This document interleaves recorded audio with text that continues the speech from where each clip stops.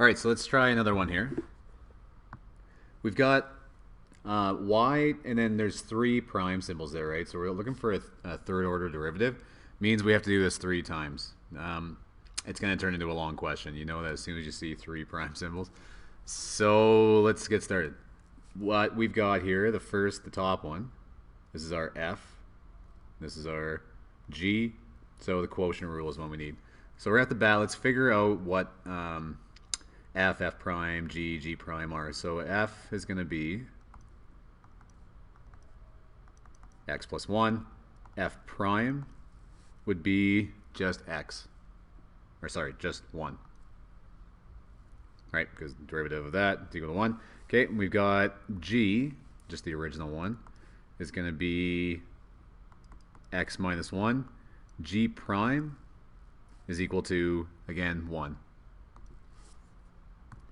So here's our quotient rule, so let's get started. Go down a little bit.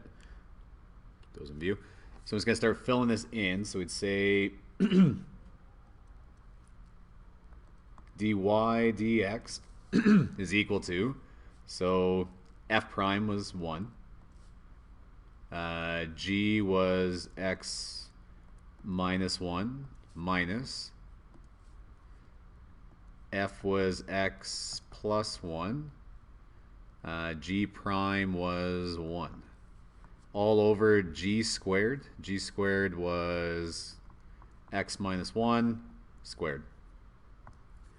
Simplifying that, we're going to have x minus 1 minus x minus 1 up top, all over x minus 1 squared. And that is equal to, the x's end up canceling there, right? X and minus x, so those cancel. Minus 1, that ends up being minus 2 up top, all over x minus 1 squared. All right, so that, remember that was dy dx. So that was dy dx, that was a first order derivative. We need the third order, so we got to now go through the second order derivative. So d2 y over ddx. So now what we need to do is take the derivative of this thing, the one we just found, right? This was the first order derivative. Now we got to take the derivative of that again. What I'm going to do is rewrite this. I'm going to rewrite this like, maybe I'll just put equals beside here again. Rewrite this like minus 2 and then times x minus 1 to the negative 2. And the reason why I did that is because I think using the chain rule, like when we multiply these things together, is going to be easier than using the quotient rule. You could do both, right? We could have done the quotient rule to find this too.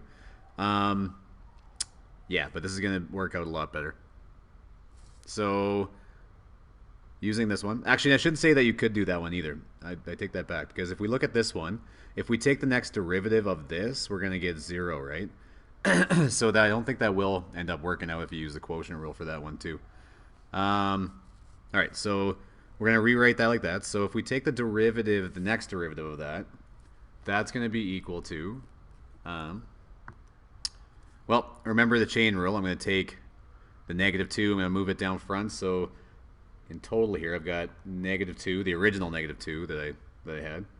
Now I'm going to bring down this negative 2 to take the derivative, so times negative 2. And then still just keep the inside the same, so x minus 1 to the power of negative 3 to keep with our rule. And now times by the derivative of the inside. So the derivative of the inside of this thing is just multiplied by 1, right? Okay, so that's going to be our next derivative there. So I move on down here.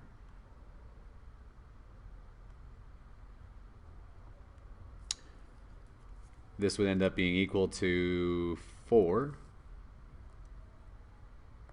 x minus 1 to the power of negative 3, which should really be written as 4 over x minus 1 to the power of 3. So that's our second order derivative.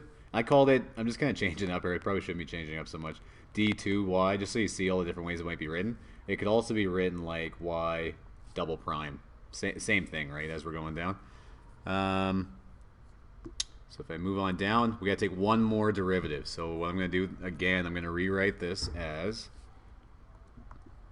4, back the way it was, I guess, 4x minus 1 to the minus 3. And we just have to do the chain rule again. So if we're taking the third order derivative of this thing, it's going to be, bring the negative 3 down front this time. So that's going to be 4 times negative 3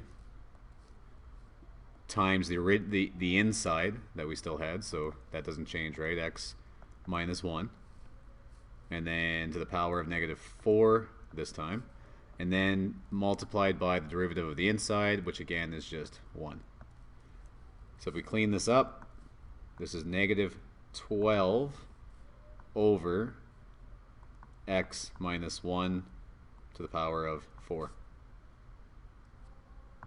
So I'm going to end that video there, and we got one more to do. So I'll see you in the next video.